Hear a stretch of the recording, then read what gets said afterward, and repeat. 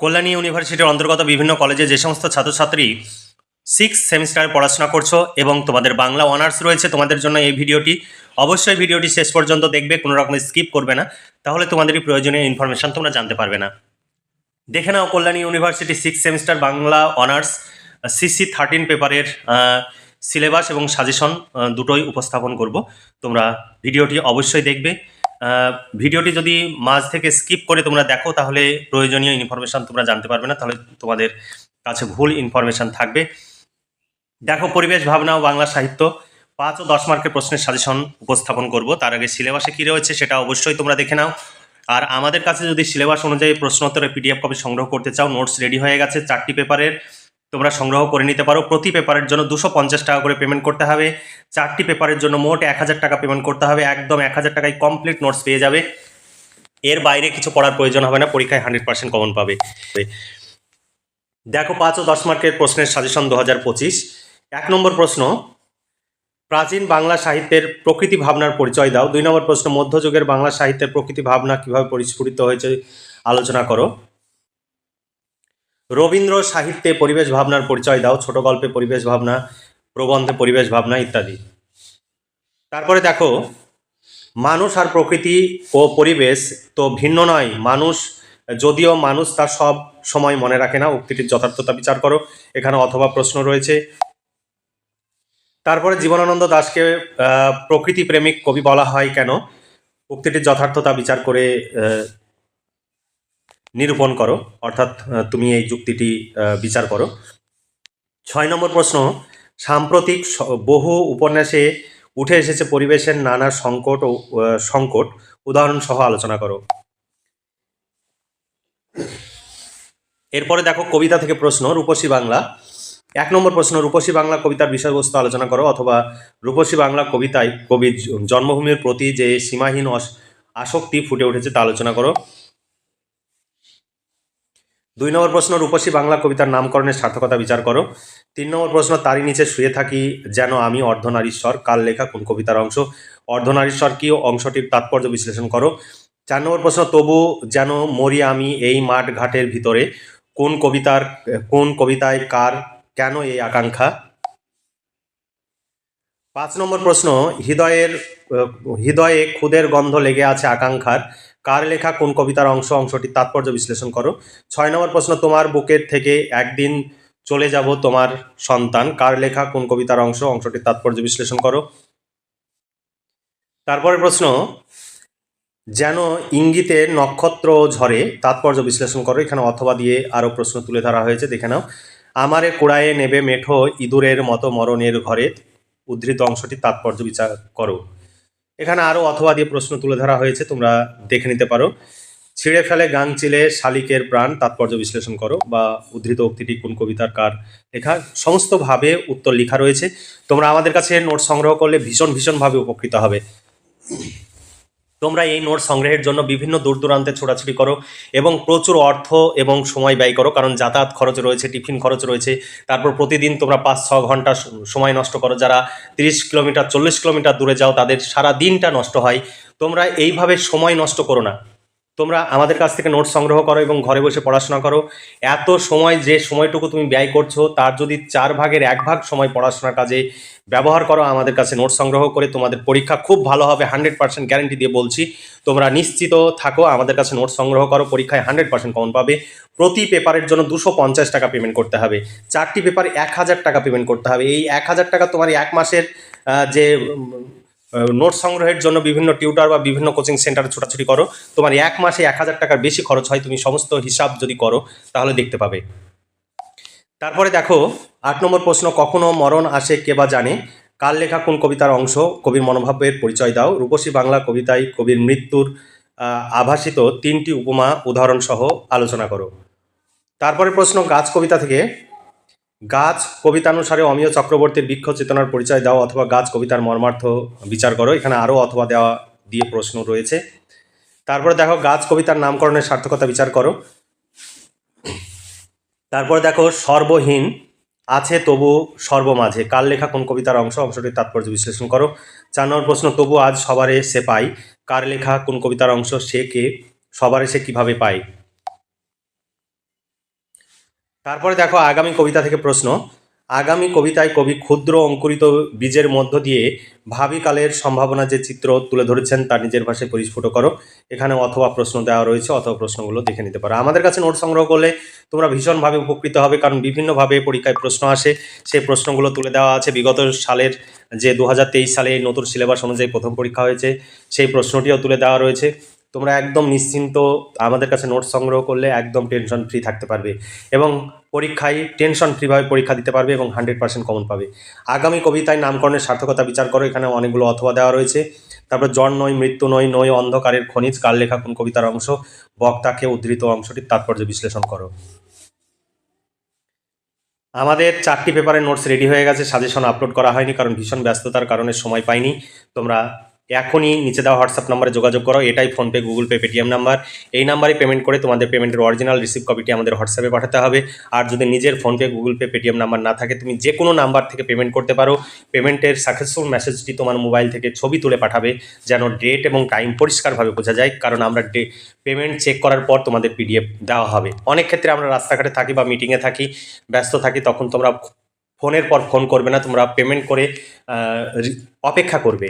তোমরা ঠিক নোটস পেয়ে যাবে, এখানে কোনো ভয়ের কারণ নেই, কারণ আমাদের এটি একটি বিশ্বস্ত সংস্থা। 4 নম্বর প্রশ্ন দেখো, মেলেছি সন্দিগ্ধ চোখ, স্বপ্ন ঘিরে রয়েছে আমাকে, কার লেখা কোন কবিতার অংশ, বক্তাকে উদ্ধৃত অংশটি তাৎপর্য বিশ্লেষণ করো। 5 নম্বর প্রশ্ন, তবু ক্ষুদ্র এ শরীরে গোপনে মর্মর ধ্বনি বাজে, কার লেখা কোন কবিতার অংশটির তাৎপর্য বিশ্লেষণ করো। তারপরে অথবা প্রশ্ন দেওয়া রয়েছে, সমস্ত প্রশ্ন তুলে ধরা সম্ভব নয়।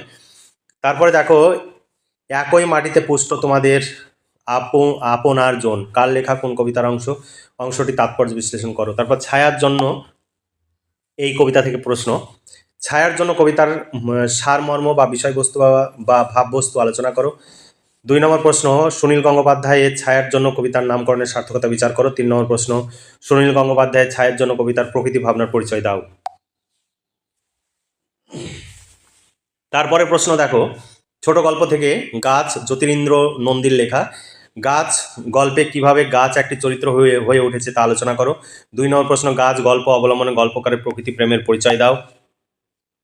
তারপরে প্রশ্ন, গাছ গল্পের নামকরণের সার্থকতা বিচার করো। 4 নম্বর প্রশ্ন, একটা গাছ অনেক দিনের গাছ কোন গল্পের অংশ, গাছটির প্রতি সংক্ষিপ্ত পরিচয় দাও। তারপরে পোড়ো জমির আশেপাশে মানুষগুলি সজাগ হয়ে উঠল কোন গল্পের অংশটির তাৎপর্য বিশ্লেষণ করো।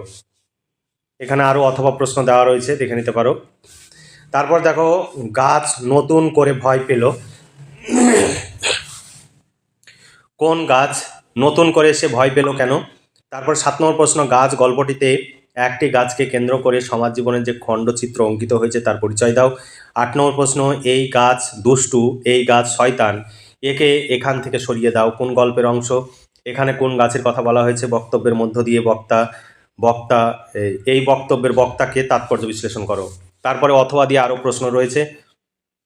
আমাদের কাছে তোমরা যদি নোট সংগ্রহ করো ভীষণভাবে উপকৃত হবে, কারণ এই প্রশ্ন তোমরা নিজে নিজে উত্তর তৈরি করতে গেলে তোমাদের প্রচুর সময়ের অপচয় হবে।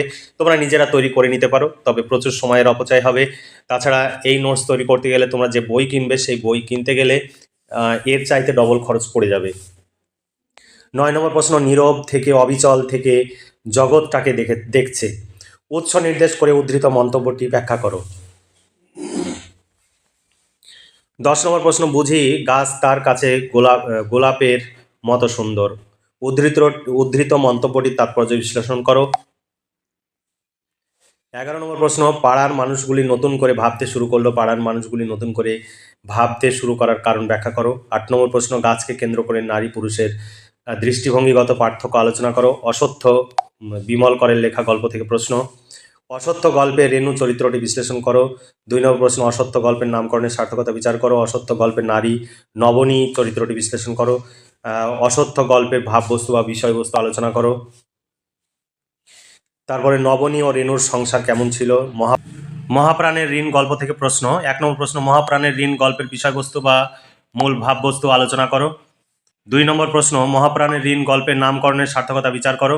3 নম্বর প্রশ্ন, মহাপ্রাণের ঋণ গল্পের শিবু চরিত্রটি বিশ্লেষণ করো। 4 নম্বর প্রশ্ন, সে নিজেকে লুকিয়ে রেখেছে প্রবাহিত জীবনের অমোঘ কর্তব্যটি সারবে। 5 নম্বর প্রশ্ন, সামান্য দম নিয়ে ফের লাফের আগে এখন সম্পূর্ণ সে নিরাপত্তাহীন। সে বলতে কার কথা বলা হয়েছে? উদ্ধৃত মন্তব্যটি ব্যাখ্যা করো। তারপরে অকাজের বউ থেকে প্রশ্ন, অকাজের বউ গল্পের বিষয়বস্তু আলোচনা করো। 2 নম্বর প্রশ্ন, অকাজের বউ গল্পের নামকরণের সার্থকতা বিচার করো। 3 নম্বর প্রশ্ন, অকাজের বউ গল্পে আর্থসামাজিক ও রাজনৈতিক পরিস্থিতি যে চিত্র ফুটে উঠেছে তার বর্ণনা দাও। মরতে আর কে চাই বলো না, বক্তাকে তার এমন উক্তির কারণ ব্যাখ্যা করো। 5 নম্বর প্রশ্ন, মাথায় পা দিয়ে আরও বেশি চেপে দিলে শেষ হয়ে হয়তো একদিন সেও করবে। উদ্ধৃত মন্তব্যটি তাৎপর্য ব্যাখ্যা করো। 6 নম্বর প্রশ্ন, ধানের জমিতে কারখানা করলে মানুষ খাবে কি? লোহা লক করে তো আর পেট ভরে না।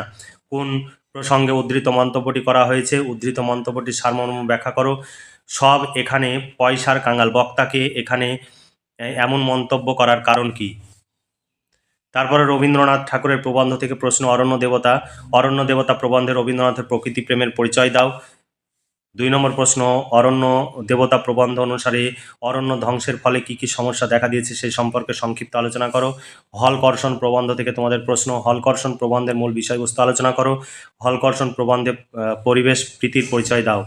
বনবাণী থেকে তোমাদের প্রশ্ন, রবীন্দ্রনাথের বনবাণী প্রবন্ধের মূল বিষয়বস্তু আলোচনা করো। 2 নম্বর প্রশ্ন, ওই গাছগুলো বিশ্ব বাউলের একতারা, উদ্ধৃত মন্তব্যটির সার্থকতা বিচার করো। তারপরে উপন্যাস থেকে প্রশ্ন, প্রকৃতি পাঠ কিন্নর রায়ের লেখা। প্রকৃতি পাঠ উপন্যাসে অবলম্বনে পরিবেশ ভাবনার পরিচয় দাও। এখানে অথবা প্রশ্ন দেওয়া রয়েছে।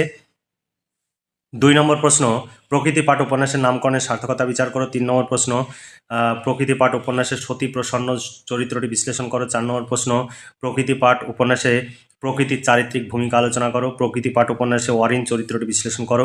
6 নম্বর প্রশ্ন, প্রকৃতি পাঠ উপন্যাসের নাগরিক জীবনের যে ছাপ রয়েছে তা দোলন চরিত্র অবলম্বনে বিশ্লেষণ করো। তারপরে 7 নম্বর প্রশ্ন, প্রকৃতি পাঠ উপন্যাসে দীপেশ ও শুভা প্রসন্ন চরিত্র দুটি বিশ্লেষণ করো। 8 নম্বর প্রশ্ন, প্রকৃতি পাঠ উপন্যাসে মনোরমা ও অপরাজিতা চরিত্র দুটি বিশ্লেষণ করো। 9 নম্বর প্রশ্ন, প্রকৃতি পাঠ উপন্যাস অবলম্বনে পুরনো কলকাতার যে চিত্র ফুটে উঠেছে তা আলোচনা করো। 10 নম্বর প্রশ্ন, তবুও কলকাতা নিয়ে তাকেও কিছু করতে হবে, তাকে বলতে কার কথা বলা হয়েছে? সে কলকাতা নিয়ে কি করতে চেয়েছে? 11 নম্বর প্রশ্ন, ট্র্যাডিশন স্মৃতি মুছে দিয়ে হৃদয়হীন এ কোন আধুনিকতার দিকে যাত্রা, কোন প্রসঙ্গে উদ্ধৃত মন্তব্যটি করা হয়েছে? উদ্ধৃত মন্তব্যটির যৌক্তিকতা বিচার করো। এই ছিল তোমাদের সাজেশন ভিত্তিক প্রশ্ন। এই সাজেশন অনুযায়ী প্রশ্নোত্তরে PDF কপি সংগ্রহ করতে চাইলে প্রতি পেপারের জন্য 250 টাকা পেমেন্ট করতে হবে। 4টি পেপারের জন্য মোট 1000 টাকা পেমেন্ট করতে হবে। 4টি পেপারের নোটস রেডি হয়ে গেছে। তোমরা চাইলে নিচে দেওয়া হোয়াটসঅ্যাপ নম্বরের যোগাযোগ করে নোটসগুলো সংগ্রহ করে এখন থেকেই ঘরে বসে পড়াশোনা করে পরীক্ষার প্রস্তুতি নিতে পারো। 2024 সালে কি প্রশ্ন এসেছে সেই প্রশ্নটিও এখানে তুলে দেওয়া রয়েছে। তোমাদের ভাবতে হবে না 2024 সালে কি প্রশ্ন এসেছে, সেটি একবার দেখা প্রয়োজন।